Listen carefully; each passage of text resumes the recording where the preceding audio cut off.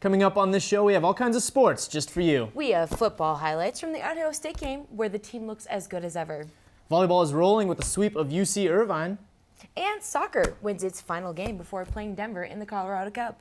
And we have a new ranking for one of CU's top tennis players. All that and more coming up on Sports Mag.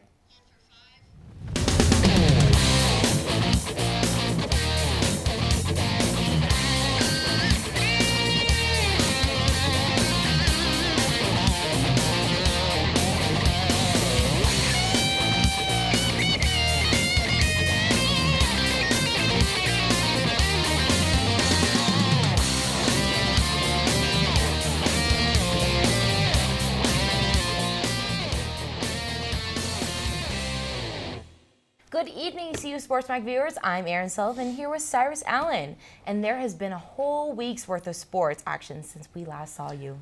CU has been on a roll this week, winning games in soccer, volleyball, golf, and football. We are going to start off with the dominant game from the football team against Idaho State last Saturday. Coach Mack had talked all week about the team staying focused and beating the team in front of them. They did just that against Idaho State. Sefo Liufau came out and played a great game, leading the offense to over 550 total yards for the second straight week, which is the first time the team has done that since 2002. Idaho State has no chance as CU sprinted to a 49-0 lead by halftime and never looked back, finishing the game 56-6. The Buffs had their way on the ground, getting 5 total rushing touchdowns, led by Philip Lindsay, who had 2 himself. But Sefo actually led the team in rushing yards gained with 54 yards, along with his 204 through the air. The Buffs completed the all-around game to finish the Idaho State and will look to continue their great football play against a very good Michigan team. After the game, Max stated that many of the players have been feeling this year that they are very hungry. Following the dominating win over Idaho State last Saturday, head coach McIntyre gave a brief recap of the game, as well as mentioned some of the things he believes that the team has seriously improved on, and he hopes they're able to continue against Michigan this week. Their communication is at the top of the ladder right now. You see them all communicating the hand signals, seeing sets, seeing backs, understanding. You know, we really haven't busted a coverage in 2 games, which is, I think, is impressive. The linebackers in the secondary, they've got to be locked in. And then our front 7 has been really stout, and they've done a good job of not allowing a lot of creases in the running game. Hasn't been a lot of balls just hit to the secondary hard where it's a harder tackle to make. So I've been very impressed with that. You know, our defensive staff has done an excellent job with those guys, getting them ready to play and having a great understanding of the game plan. And then, you know, we've got some depth, which helps. It helps a lot, and we're going to definitely need the depth. More and more games you play, you're going to have some guys get nicked up, so we're going to have guys ready to roll. At the halftime show during last week's game, was hosted by the Global Down Syndrome Foundation's Care to Cheer squad. This is also affiliated with the Dare to Play football camp and provides individuals with Down syndrome ages 7 and up the opportunity to learn the core football and cheerleading skills and what it takes to work as a strong and successful football team. In addition, the foundation is dedicated to improving the research, medical care, education, and advocacy towards Down syndrome. Each player has been paired with a CU football, cheer, or dance team member for one-on-one assistance, fun, and of course, a new friendship. This has been one of the many organizations that CU Athletics has worked with, and it makes us proud to call ourselves Buffs. It's standard for football teams to release a depth chart before games. The depth chart lists all the team's players for every position and states who is first string, second string, and etc., so the other team can plan accordingly. However, Michigan notoriously does not release their depth charts. In anticipation of their matchup with the Wolverines this weekend, the Buffs released a completely fake depth chart featuring celebrities and fictional characters. Some of the highlights include defensive end James Bond, free safety Bernie Sanders, punter Happy Gilmore, and left tackle Eric Cartman. Also, keep your eyes on starting quarterback Elmer Fudd. He'll be throwing touchdowns to star wide receiver Elwood Blues all game long. We are all hoping for a miracle at Michigan Round 2 this Saturday. There are 3 keys for success in defeating the hard-fighting Wolverines. First, quarterback Sefo Liufau needs to stay consistent, which he has clearly proven that he can do in competing with the 15 of 18 passes against Idaho State for 204 yards. And we have to see when we have to see it against Michigan.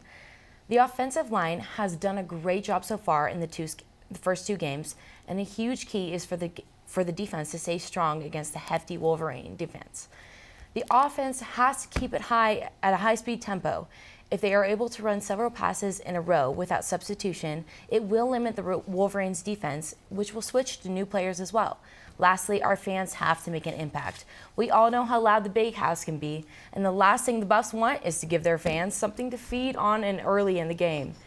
Our fellow Buff fans and attendants need to keep the crowd roaring. Let's go, Buffs. We are very excited here in the Sports Mag studio to bring you a brand new segment. It's called 60 Seconds with a Buff, where one of our reporters get together with a CU athlete and asks them a few questions. All in 1 minute exactly, of course. So to kick it off, we have Sports Mag's Bobby Galen with a member of the CU dance team, Carly Hagan. What's going on, Buff fans? My name is Bobby Galen. Today I'm with Carly from the CU dance team. Carly, thanks for being here with us. Thanks for having me. What's your favorite team to dance for, football or basketball?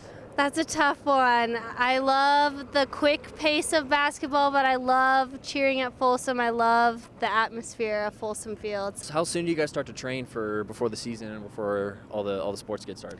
So we start training in July. Our tryouts are in April. Our season never stops. We train all throughout the year for almost every sport. Do you guys do any sort of competitions outside of sports? Yeah, so we're always in the community doing community service, but the highlight of our season is our national competition in Florida. It's where all the dance team mascots, cheerleaders go, and we compete nationally, and we've ranked top 10 the last 4 years, so we're excited about it this year. Since you're graduating this year, what's one thing you're going to miss about Boulder? The flat irons, I mean, nothing compares to them. Well, unfortunately, that's all the time we have. My name is Bobby Galen. I'm here with Carly out in front of Ralphie in front of Folsom Field. We'll see you guys next time on CU Sports Mag. All right, everyone, put away the cell phones, tablets, laptops, and even your encyclopedias.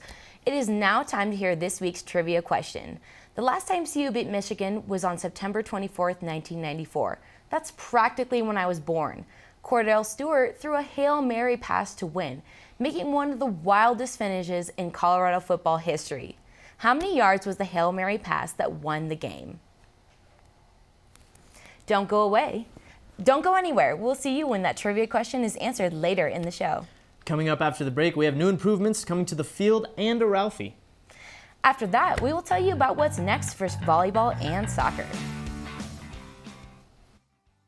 These words are all around campus, the Norland Quad, the Rec Center, the UMC, over by Farron Field, even in some res halls. It's not just these words being repeated everywhere, it's really a description of the community and the people that you're going to be encountering in the next 4 years. The creed is a value for the CU community. As a member of the Boulder community and the University of Colorado Boulder, I agree to act with honor, integrity, and accountability in my interactions with students, faculty, staff, and neighbors, to respect the rights of others and accept our differences, contribute to the greater good of this community. I will strive to uphold these principles in all aspects of my collegiate experience and beyond.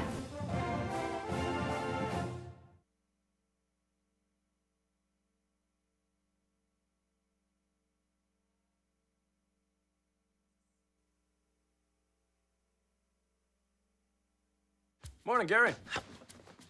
We are GetSchooled.com. You want a college education, don't you? You know you do. Yeah, but I don't know where to start. That's why we're here. We're free, handsome, I think we're breathtaking. and here to guide you through every step of the way, starting with attendance. Gary, financial aid forms.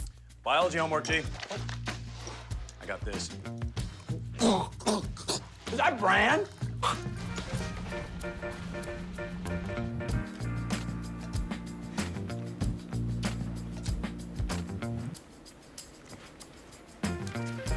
Colleges love extracurricular activities. Chess really isn't my thing. I got this. Doesn't matter. Go ahead. Picking a college, man. You and us. We go together like tacos and Tuesday. And I love tacos. Fire and ice. Those don't really go together. Go to GetSchooled.com for more info. The American Football Coaches Association has a team called the All-State Good Works Team. which awards collegiate athletes and recognizes those who dedicate their time to bettering their communities and giving time to the lives of others. Our very own outside linebacker Derek McCartney was recently matched as a donor for a bone marrow. McCartney stated, "It's a real honor.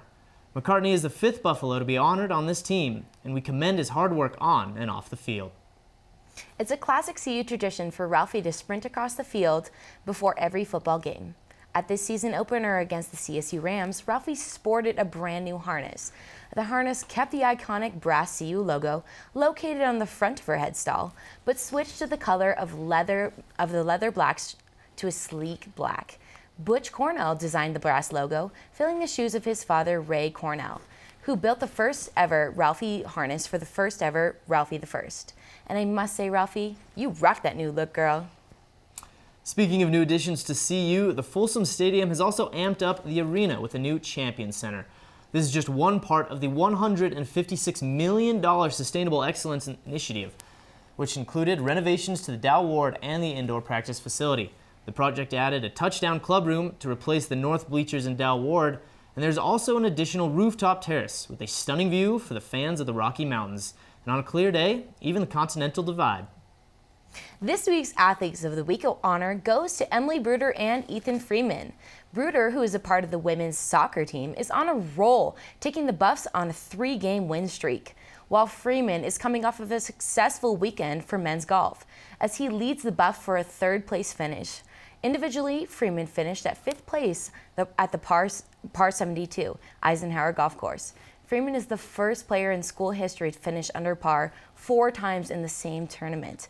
Both Freeman and Bruder are taking their teams to a new level this year. Here in Boulder, we have more than enough love to go around. Well, at least for our beautiful Buffalo mascot, Ralphie. If you don't believe me, just wait. Our Sports Mag's very own Steve Nelson hit the CU campus this week to prove it's true. It's time for this week's edition of Man on the Street. What's up, Buff fans? I'm Steve Nelson here for this week's edition of Man on the Street. Now, just a few days ago, NCAA.com said the running of Ralphie was the best entrance in all of college football. So in honor of that, we're out here at the UMC Fountain asking Buff fans just how much they know about CU's trademark buffalo. When was Ralphie first run around the field? 1952. 1940s? God, maybe when the beginning of the university, like 1867? Going like 10 years after that, just a little later. It was actually 1967, but you know. 100 years off. How many Ralphies have there been over the years? 3. 4. 7. 7? Close, it's actually 5. Technically, only the first Ralphie was actually named Ralphie. The other 4 have had different names. Do you know any of their names? I'm not sure. No, I don't know. Samantha. Like Buffy? No, none of them have slain vampires. So obviously, Ralphie's your favorite mascot, but do you have a second favorite mascot in college football? Well, my family's from Wisconsin, so I like Bucky, the Badger. But we'll go with Huskies. Is there Huskies? Harambe! No, yeah. I mean, the banana slugs are kind of obscure, but they're not Ralphie. What do you think about running her at the basketball games? I think that wouldn't work very well with the wooden floors. It'd be fun, though. It'd be a lot of fun. Isn't it too slippery for it? It's gonna fall. I'd definitely go to more of the basketball games.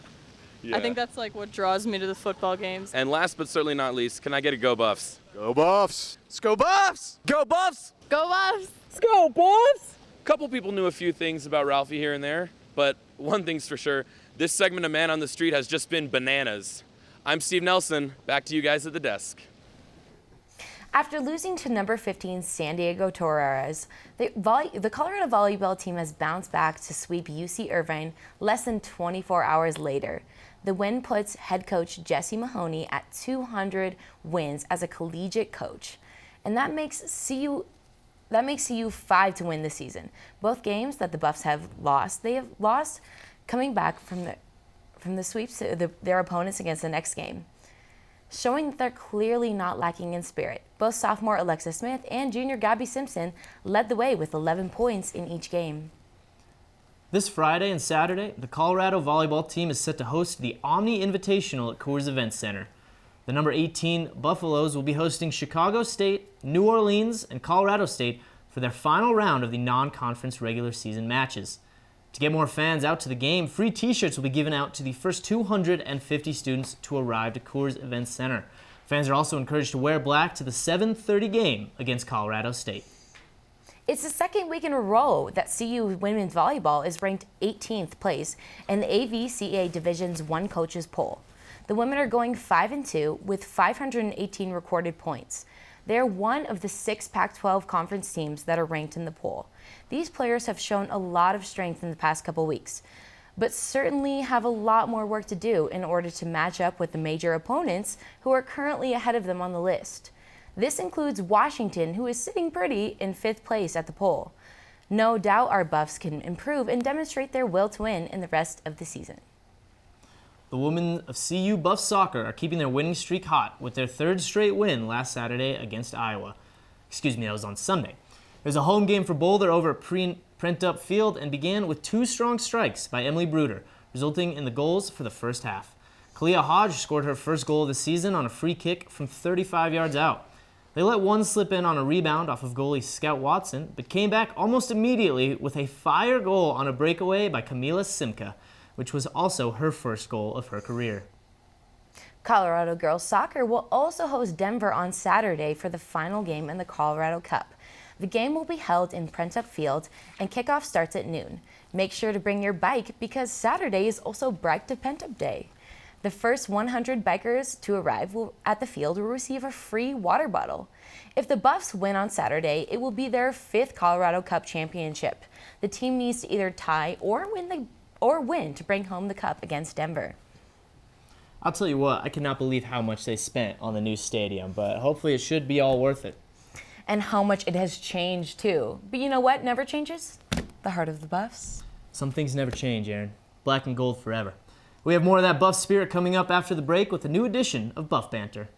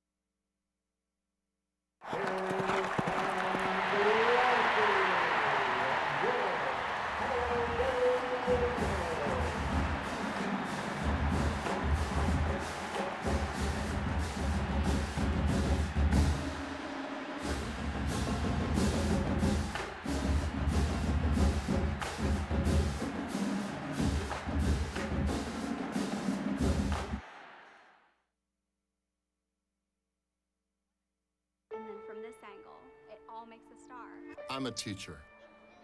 Let me tell you what I make. I make learning a privilege, not a chore. And frustration, a tool, not an obstacle. I make working hard seem easy, and giving up impossible. And then we're gonna turn on the lights and everybody look up. I make an old subject feel like a fresh thought. Finally won. What's your reaction? Yeah, exactly. And unconventional methods Okay, what else? common. This is their world. There's nothing. I and then they die. Go ahead, go, go, go. I'm a teacher. I make more.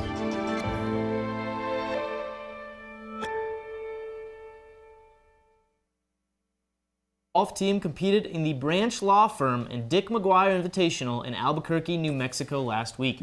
They placed 7th in the tournament.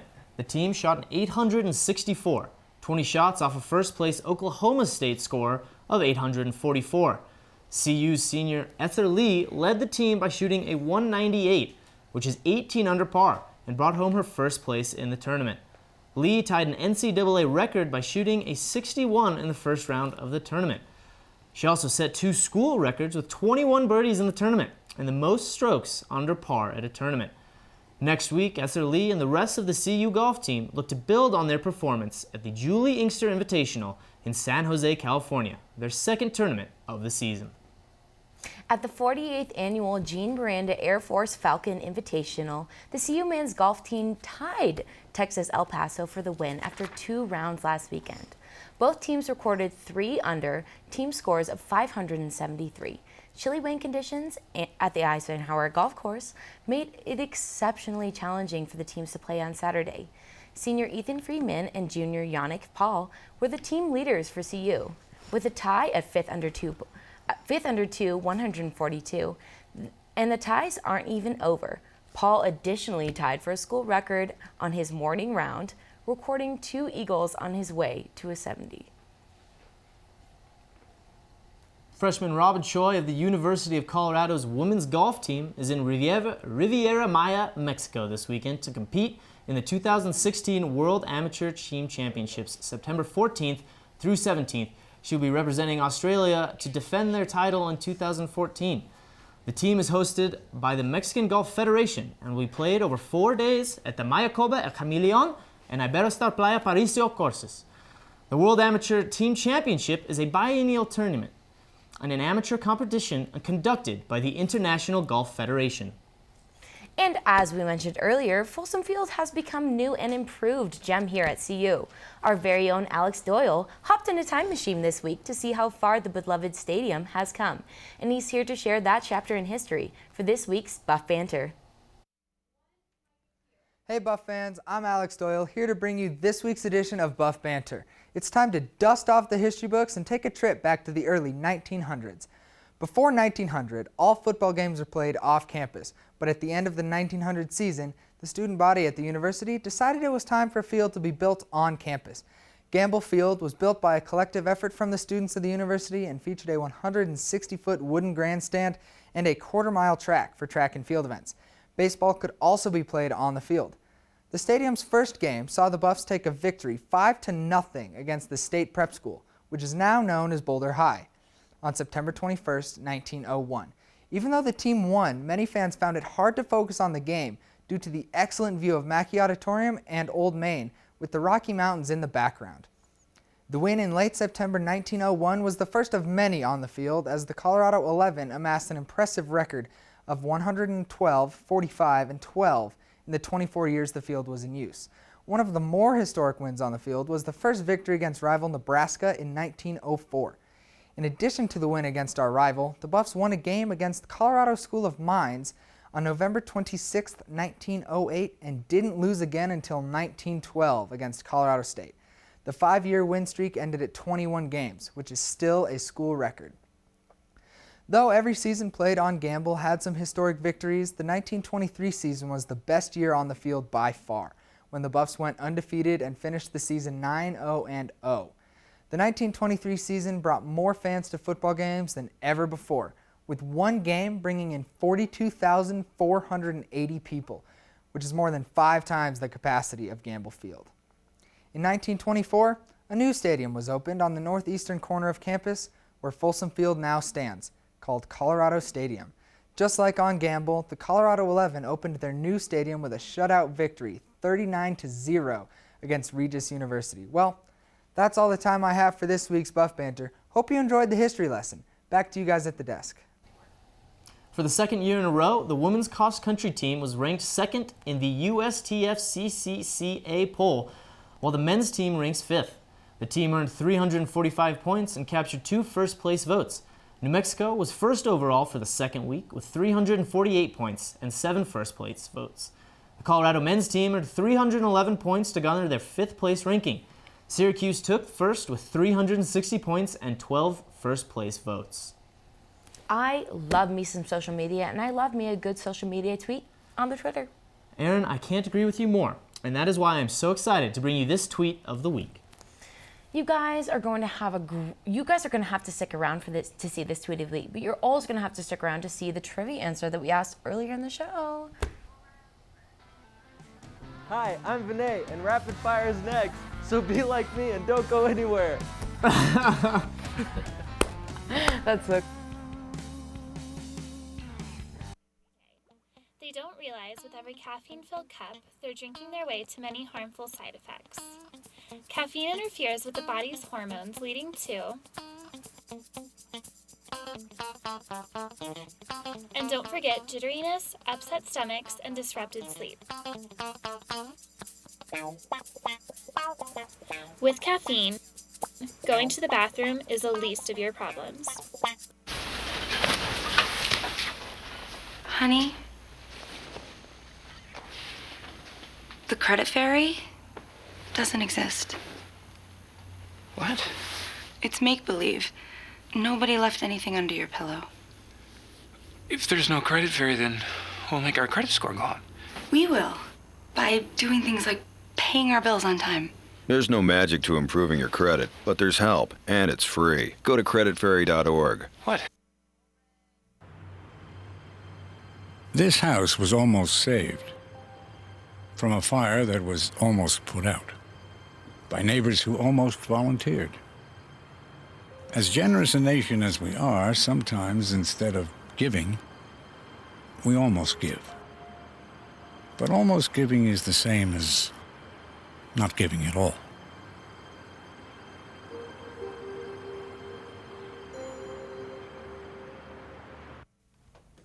Oh, those boys are much too much. Those boys are much too much. We got the spirit. We're hot. We can't be stopped. We got the spirit. We're hot. We can't be stopped. We're gonna beat them and bust them. Beat them. The smallest moments can have the biggest impact on a child's life. Let's get a little bit rowdy. R-O-W-D-Y. Take time to be a One dad more today. time. Oh, those boys are much too much. Those boys. Tom McMillan, the president and chief executive officer of a Division I Athletes Directors Group, announced a few days ago that the 2017 Division 1A Athletic Directors Institute will be held at Coors Event Center. This event is a 3-day educational forum where experienced athletic directors teach and share information through a mentoring process. Our athletic director, Rich George, remarked that he was proud that CU was selected to host this event, and that he believes it will be an equal opportunity for all to experience. And that's why CU is rated so high in so many different areas. CU women's tennis player Nuria Omario-Ruiz is ranked number 110 in the Intercollegiate Tennis Association preseason singles rankings, which were released on Tuesday. Ruiz is a senior and is originally from Barcelona, Spain. She holds a career singles record of 61-36, ranking 25th all-time at CU in wins. Also, her 100 combined singles and doubles win is also ranked 31st. She is expected to play at the ITA All-American Championships this October. Keep making your Buffs proud, Nuria. We're so excited to have so many new faces on SportsMag this year, one of which is our very talented Vinay Simlot. Vinay is here in the studio to give you the lowdown on all the sports events this week that you just can't miss. Grab your cool and refreshing iced beverage, because it's rapid fire time. Hey Buffs, this weekend is an exciting sports weekend. First, the CU women's volleyball team is hosting the Omni Invitational at the Coors Event Center all weekend. They'll be playing Chicago State, New Orleans, and CSU. If you plan on going to the CSU game, wear black and make lots of noise. Then the women's soccer team is playing the CU Denver in the Colorado Cup this Saturday. If they win or tie the game, they win the entire tournament. So get to Prentup Field this Saturday at noon. Next, the women's golf team is playing a tournament in San Jose on Monday and Tuesday. They finished in the top 10 in their last tournament. Let's see if they can keep it up. And finally, the football team is playing number 4 ranked Michigan this Saturday at 1:30 in Ann Arbor. You can watch the game and Jim Harbaugh's tantrums on the Big Ten Network. You don't want to miss that. I'm Vinay Simlot, and this has been this week's edition of Rapid Fire. Back to you guys at the desk. All right, everyone, we know that you've been waiting for this. Here is the answer to this week's trivia question. In the final minutes of that miracle at Michigan, how many yards was the remarkable Hail Mary pass by Cordell Stewart? It was 64 yards past Michael Westbrook for the win. All right, fellow Buffs, here it is, CU's Tweet of the Week. Our mascot at CU, Buffs Ralphie, was just named the best entrance in college football by NCAA.com. We took home the #1 spot over our Pac-12 rival, the Oregon Ducks. Let's go, Ralphie. Unfortunately, that is going to be all for us this week at SportsMag. I know, we will be back next week, though. Same time, same place, but more sports. I'm Erin Sullivan alongside my buddy, Cyrus Allen, and we will see you next time. Have a good night and go Buffs! you.